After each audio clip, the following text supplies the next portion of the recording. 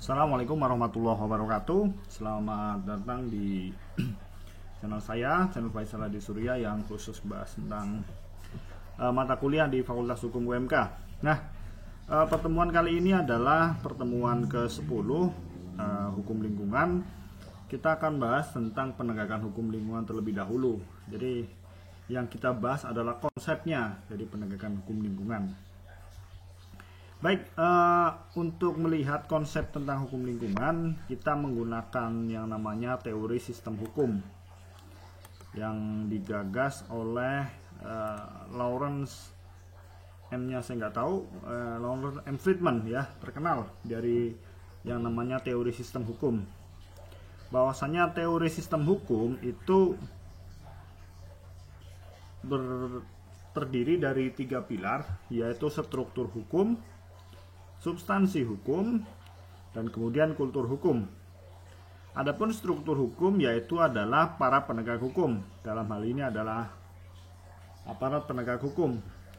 Kemudian substansi hukum yaitu peraturan perundang-undangan, dan kultur hukum itu bagaimana hukum itu dilaksanakan dalam masyarakat. Jadi teori ini digunakan untuk menilai apakah hukum yang digunakan oleh pemerintah itu efektif atau tidak ya. Apakah hukum itu sudah mencerminkan rasa keadilan masyarakat, ataukah hukum itu sudah benar-benar dijalankan secara baik oleh penegak hukum dan yang lain-lain. Nah, jadi sistem hukum ini, teori ini digunakan ya untuk menilai berjalannya hukum. Nah, meskipun sebenarnya Lawrence M. Friedman ini orang Amerika ya, dan teorinya ini sebenarnya bisa kita kritisi gitulah, karena berulang kali saya lihat berbagai macam penelitian hukum lagi-lagi menggunakan teorinya Friedman ya, Friedman ya bacanya, Lawrence M. Friedman banyak digunakan.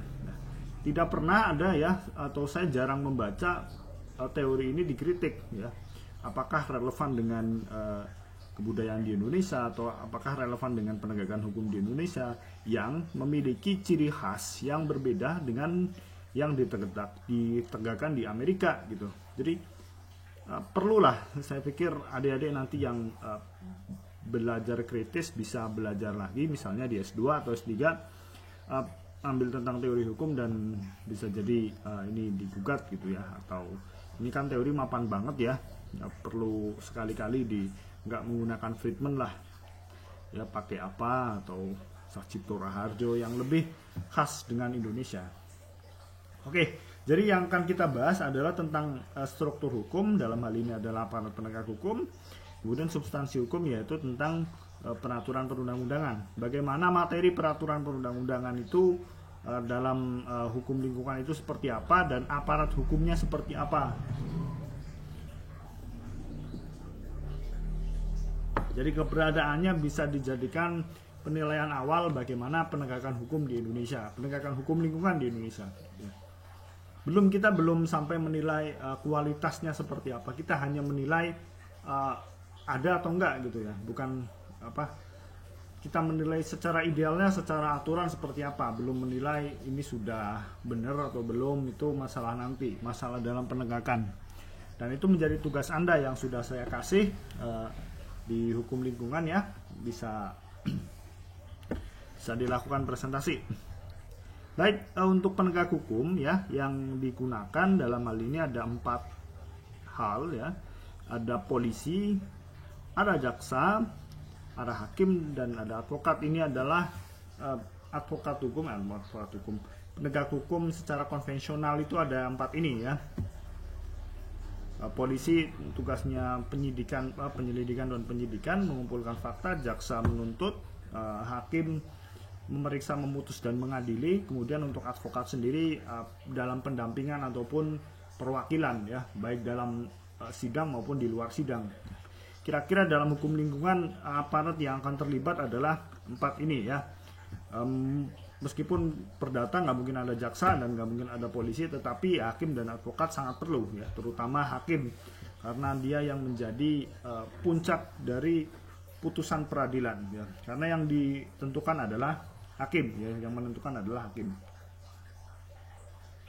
Baik, setelah ini kita akan membahas cukup panjang ya tentang materi hukum yang dijadikan hukuman ya, dijadikan semacam ancaman pidana ya terhadap pelaku hukum lingkungan ya, pelaku perusak hukum lingkungan. Nah, kita apa saja hal-hal yang kemudian menjadi materi dalam penegakan hukum lingkungan.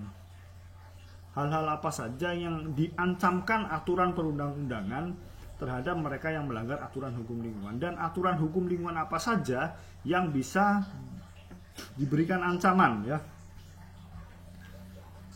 Jadi kalau bisa Anda belajar hukum pidana dulu ya, dan biar tahu. Nah, substansi hukum itu materi perundang-undangan. Dalam hal ini, tindak pidana dalam undang-undang ini merupakan kejahatan. Ya. Anda harus tahu perbedaan kejahatan dan pelanggaran, bahwa yang jelas kejahatan itu untuk tindak pidana yang berada di buku 2, ya.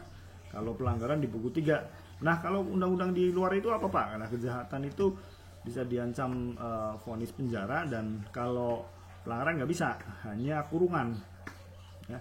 Beda penjara dan kurungan, nanti belajar di pidana ya. Dan acara hukum pidananya juga beda ya. Kalau pelanggaran cepat, hukum acara cepat ya, kalau kejahatan biasa. Nah, kita mulai dari ancaman atau pidana yang pertama, bahwa setiap orang dengan sengaja melakukan perbuatan yang mengakibatkan ya, nanti kita bahas ya, mengakibatkan dilampauinya baku mutu udara ambien, baku mutu air laut, atau kriteria baku kerusakan lingkungan, dipidana paling penjara paling singkat 3 tahun dan paling lama 10 tahun, dan denda paling sedikit 3 miliar. Nah, apa itu baku udara ambien, baku mutu air laut, ataupun baku kerusakan lingkungan? Jadi yang namanya baku mutu itu sejenis sejenis batas kemampuan lingkungan ya, untuk dimanfaatkan ya untuk sesuatu. Kita lihat aturannya di keep aja dulu.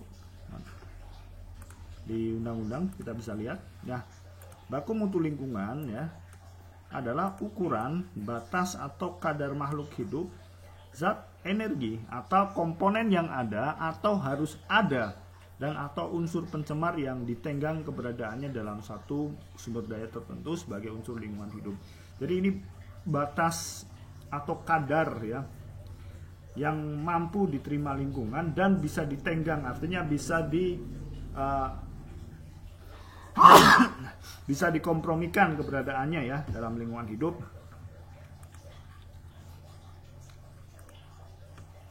Dan ini beda-beda untuk udara ambien, baku mutu air laut, maupun kriteria kerusakan lingkungan hidup. Tiap daerah beda-beda dan tergantung kondisinya berbeda-beda ya. Itu kalau sengaja melakukan itu pidananya 3 tahun ya, penjara paling singkat 3 tahun atau paling lama 10 tahun, serta denda paling sedikit 3 miliar.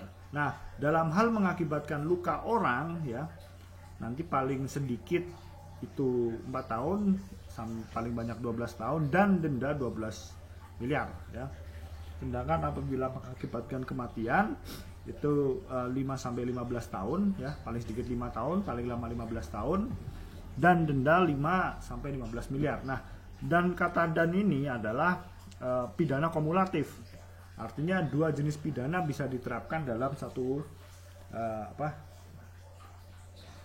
orang. Kan ada 3 jenis model-model pemidanaan ya. Ada yang tunggal, ada yang kumulatif, 4 ya, kumulatif, terus yang atau itu ya, pilihan choice, dan kemudian kumulatif pilihan. Jadi bisa diterapkan dua-duanya atau salah satu, tergantung keputusan hakim. Biasanya digunakan konjungsi atau kata hubung dan strip atau. Nah, itu bacanya sebenarnya dan atau gitu. Artinya bisa diberikan dua-duanya, 2 pidana, biasanya pidana penjara dan pidana denda ya. Itu hakim bisa milih salah satu kalau model rumusan pidananya seperti itu. Nah, ini model rumusannya adalah rumusan kumulatif ya, bisa penjara dan kemudian denda. Kemudian ya, setiap orang karena kelalaiannya mengakibatkan dilampauinya baku mutu udara ambien, baku mutu air laut, kriteria baku kerusakan lingkungan hidup, pidana paling penjara 1 tahun ya, paling lama 3 tahun, denda 1 M ya, dan paling banyak 3 M. Nah, ini sama kalau mengakibatkan luka 2 sampai 6 tahun ya, dan denda ya kumulatif lagi 2 sampai 6 tahun, 2 sampai 6 miliar ya. Apabila mengakibatkan kematian, kemudian dendanya 3 sampai 9, penjaranya, ancaman pidana penjaranya 3 sampai 9 tahun dan denda 3,9 miliar. Nah, kemudian ada juga ya, setiap orang yang melanggar baku mutu air limbah, baku mutu emisi, dan baku mutu gangguan dipidana dengan pidana paling penjara 5 tahun dan denda paling banyak 3 miliar. Tindak pidana sebagaimana dimaksud hanya dapat dikenakan apabila sanksi administrasi yang telah dijatuhkan tidak dipatuhi atau pelanggaran dilakukan lebih dari 1 kali.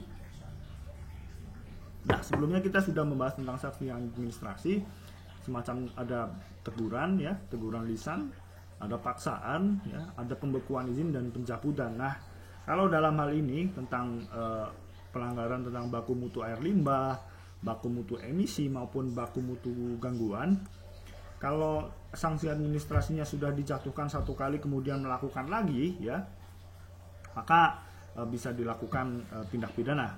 Jadi ini tindak pidana yang dilakukan secara bersyarat apabila dia melanggar sesuatu. Kemudian setiap orang yang melepaskan dan atau, nah ini ya kita lihat kumulatif apa ya, saya agak lupa istilahnya ya, mengedarkan produk rekayasa genetik ke media lingkungan hidup yang bertentangan dengan peraturan perundang-undangan atau izin lingkungan ya, dipidana dengan pidana penjara paling singkat 1 tahun, paling lama 3 tahun, dan denda paling banyak 1 M dan paling banyak 3 M. Nah, ini rekayasa genetik saya pikir di Indonesia belum ada ya, atau mungkin ada tapi masih terbatas di laboratorium, belum sampai ke lingkungan hidup, belum banyak. Jadi ini mungkin pasal yang futuristik ya. Misalnya ada ada orang yang melakukan penelitian tentang rekayasa genetik atau apa, kemudian sengaja dilepaskan di lingkungan dan mengakibatkan kerusakan gitu. Nah, ini mungkin bisa jadi pasal yang digunakan untuk menjerat pidana. Kemudian dijelaskan di situ setiap orang yang melakukan ya pengelolaan limbah B3 itu bahan berbahaya beracun tanpa izin sebagaimana dimaksud dalam pasal 59 ayat 4, yaitu tentang itu pengelolaan limbah, dipidana dengan pidana penjara paling lama 1 tahun dan paling lama 3 tahun dan denda paling dikit 1 M dan paling banyak 3 M. Pidana yang lain, pidana yang cukup banyak ya zamannya. Setiap orang yang menghasilkan ya, kalau ini pengelolaan, kalau ini menghasilkan limbah B3 dan tidak melakukan pengelolaan sebagaimana dimaksud dalam pasal 59, pidana penjara paling singkat 1 tahun dan paling lama 3 tahun, dendanya 1 M dan paling banyak 3 M. Ini kumulatif ya, cukup banyak ya. Pak, kalau misalnya nggak mampu bayar denda 1 miliar, ya biasanya kebijaksanaan hakim diganti dengan pidana kurungan. Kemudian setiap orang yang melakukan dumping limbah dan atau bahan ke media lingkungan tanpa izin sebagaimana dimaksud dalam pasal 60, pidana penjara paling lama 3 tahun dan denda paling banyak 3 miliar. Kemudian ada orang yang masukkan limbah dalam wilayah negara Kesatuan Republik Indonesia sebagaimana dimaksud dalam pasal 69 ayat 1 huruf C ya, tentang pembuangan air limbah, pidana penjara paling singkat 4 tahun dan paling lama 12 tahun ya. Dan denda paling sedikit 4 M dan paling banyak 12 M. Jadi memasukkan limbah ini asas nasional aktif gitu ya kalau dalam pidana ya. Jadi kata setiap orang ini merujuk kepada subjek hukum manapun ya. Misalnya ada orang Singapura memasukkan limbah ke sini, ke NKRI ya, itu berarti dia kena asas nasional aktif gitu. Kan ada asas nasional aktif, ada nasional pasif gitu ya. Ini nasional aktif yaitu melindungi melindungi wilayah Indonesia dari gangguan gitu, dari gangguan orang luar. Kemudian ada juga orang yang memasukkan limbah B3, bahan berbahaya beracun, ke dalam wilayah negara kesatuan Indonesia sebagaimana dimaksud dalam pasal 69 ayat 1 huruf D, pidana penjara paling singkat 5 tahun dan paling lama 15 tahun. Dan ini lagi ya, kumulatif, denda paling sedikit 5M, paling banyak 15M. Wah, cukup banyak deh.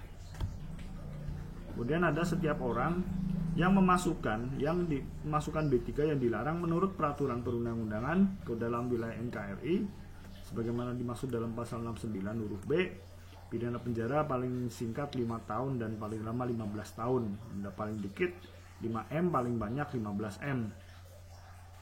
Kemudian kalau setiap orang yang melakukan pembakaran lahan, ya, ini pembakaran lahan sebagaimana dimaksud dalam pasal 69 ayat 1, pidana penjara paling singkat 3 tahun dan paling lama 10 tahun. Denda paling banyak sedikit 3M, paling banyak 10M.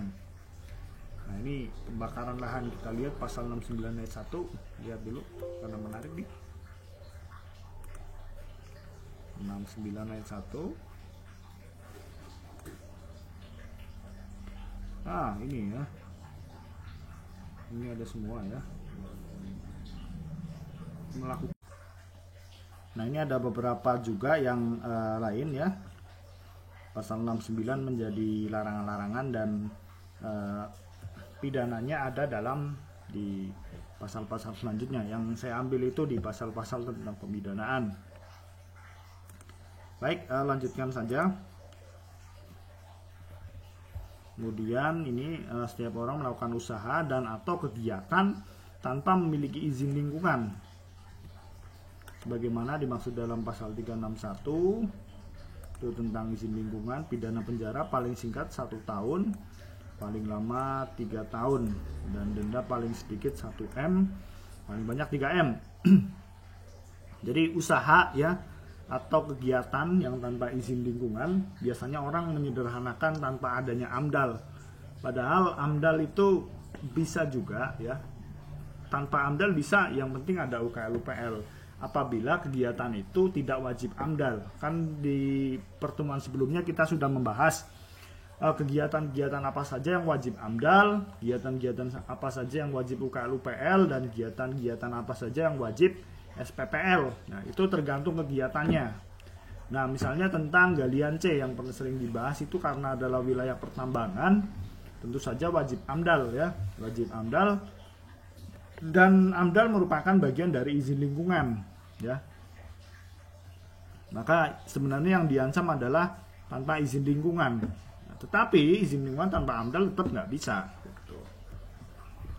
Kemudian setiap orang yang menyusun AMDAL tanpa memiliki sertifikat kompetensi penyusun AMDAL, pasal 69 ayat 1 dimaksud dalam pasal 69 ayat 1 huruf I, pidana penjara paling lama 3 tahun, denda paling banyak 3M. Nah, jadi menyusun AMDAL sudah kita bahas pertemuan sebelumnya bahwa penyusunan AMDAL adalah wajib dengan kompetensi ya. Dengan kompetensinya itu diraih dengan meraih brevet atau pendidikan singkat gitu ya. Nah, kemudian menjabat pemberi ini sanksi bagi birokratnya ya. Pejabat memberi izin lingkungan yang menerbitkan izin lingkungan tanpa dilengkapi dengan AMDAL atau UKL-UPL sebagaimana dimaksud dalam pasal 37 ayat 1 dipidana dengan pidana penjara paling lama 3 tahun dan denda paling banyak 3M. Kemudian pejabat memberi izin usaha dan atau kegiatan yang menerbitkan izin usaha dan atau kegiatan tanpa dilengkapi dengan izin lingkungan ya, sebagaimana dimaksud dalam pasal 40 ayat 1 pidana penjara paling lama 3 tahun, denda 3M ya. Jadi ngasih izin lingkungan tapi nggak ada AMDALnya, di denda segini nah, dendanya ini ya. Jadi pemberian izin itu harus ada langkah-langkahnya, dan apabila langkah itu dilompati satu saja maka nggak diancam pidana ya. Misalnya membuat izin lingkungan tapi nggak ada UKL-UPL atau AMDAL-nya, salah satu nggak ada ancaman pidananya. Dan memberikan izin usaha tanpa adanya izin lingkungan ya, yang merupakan dalam hal ini izin lingkungan itu merupakan bagian dari terdiri dari AMDAL maupun UKL-UPL, maka bisa dipidana dengan pidana-pidana berikut. Dan kemudian setiap pejabat berwenang yang sengaja tidak melakukan pengawasan terhadap ketaatan penanggung jawab usaha dan atau kegiatan terhadap peraturan perundang-undangan dan izin lingkungan sebagaimana dimaksud dalam pasal 71 dan pasal 72 mengakibatkan terjadinya pencemaran dan atau kerusakan lingkungan yang mengakibatkan hilangnya nyawa manusia, pidana penjara 1 tahun atau denda paling banyak 500 juta rupiah. Dalam hal ini pengawasan ya yang tidak dilakukan dan kemudian mengakibatkan hilangnya nyawa manusia ataupun kerusakan lingkungan. Dalam hal ini ada pidananya. Jadi pengawasannya itu, pidananya terhadap pengawasannya itu bersyarat apabila tidak mengawasi dan kemudian terjadi ya pencemaran lingkungan atau hilangnya nyawa manusia, pidana paling lama 1 tahun, denda paling banyak 500 juta rupiah. Dan setiap orang yang memberikan informasi palsu, menyesatkan, menghilangkan informasi, merusak informasi, atau memberikan keterangan yang tidak benar yang diperlukan dalam kaitannya dengan pengawasan dan penegakan hukum yang berkaitan dengan perlindungan dan pengelolaan lingkungan hidup sebagaimana dimaksud dalam pasal 69 ayat 1 huruf J, pidana penjaranya 1 tahun, dendanya 1 M. Dan kemudian ya pidananya banyak juga. Dia penanggung jawab usaha atau kegiatan yang tidak melaksanakan paksaan pemerintah. Ya, kemarin kita sudah membahas jenis-jenis paksaan pemerintah. Ini bisa dipidana penjara 1 tahun dan denda paling banyak 1 M. Nah, apabila setiap orang dengan sengaja mencegah, menghalang-halangi atau menggagalkan pelaksanaan tugas pengawas lingkungan hidup dan atau penyidik PPNS ya, penyidik pegawai negara sipil, pidana penjara 1 tahun dan denda paling banyak 500 juta rupiah. Dan kemudian ini slide terakhir ya, apabila tindak pidana lingkungan hidup dilakukan oleh, untuk atau atas nama badan usaha, tuntutan pidana dan sanksi dijatuhkan kepada ya badan usaha ini dan atau orang yang memberi perintah untuk melakukan tindak pidana tersebut atau orang yang bertindak sebagai pemimpin kegiatan dalam tindak pidana tersebut. Nah, ini yang melakukan adalah korporasi. Kalau yang melakukannya adalah korporasi atau badan hukum, maka yang kena badan hukum. Atau bisa jadi orang yang memberi perintah, dalam hal ini yang bertanggung jawab adalah direksi. Atau bisa jadi dua-duanya. Jadi Anda harus bisa menjelaskan bahwa orang dan badan hukum itu berbeda dalam pidana ya, terutama dalam pidana ya. Ini hukum lingkungan salah satu hal yang memulai pemidanaan terhadap badan hukum. Sebelumnya badan hukum itu hampir nggak tersentuh ya, hampir tidak bisa dipidana. Lah mau dipidana ngapain? Coba PT di penjara bisa nggak? Nggak bisa ya. Makanya yang memungkinkan pidana untuk badan hukum ya itu adalah denda atau penyitaan aset, dan jenis-jenis pemidanaannya nanti berbeda-beda untuk badan usaha. Dan kemudian orang yang memberi perintah atau direksi, misalnya direksi nih untuk melakukan tindak pidana tersebut, atau orang yang bertindak sebagai pemimpin kegiatan. Jadi misalnya yang kena itu biasanya kepala proyek. Direksi kalau nggak ngasih advice langsung ke bawahan, yang dia nggak kena gitu ya. Ini kayak sebenarnya ini cukup menarik kalau misalnya yang kena itu direksi, karena direksi kadang nggak bertanggung jawab langsung ya terhadap hal yang terjadi di lapangan.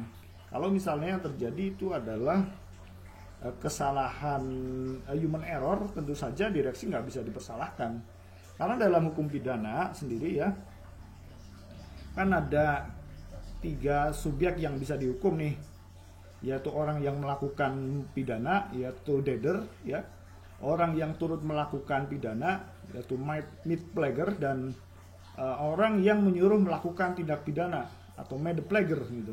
Nah, kalau direksi apa gitu? Kalau kemudian kesalahannya adalah human error, dia pelaku bukan, ya orang langsung melakukan tindak pidana, orang yang turut melakukan juga bukan, atau orang yang ngasih tindak pidana paling dual plagier itu ya.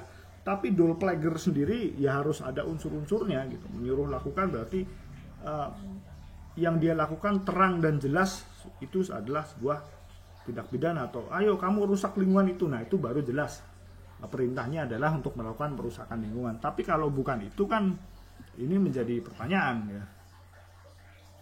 Masuk juga badan usaha ya yang digunakan untuk tameng orang untuk melakukan kejahatan gitu. Misalnya paling rame itu misalnya Lapindo Berantas.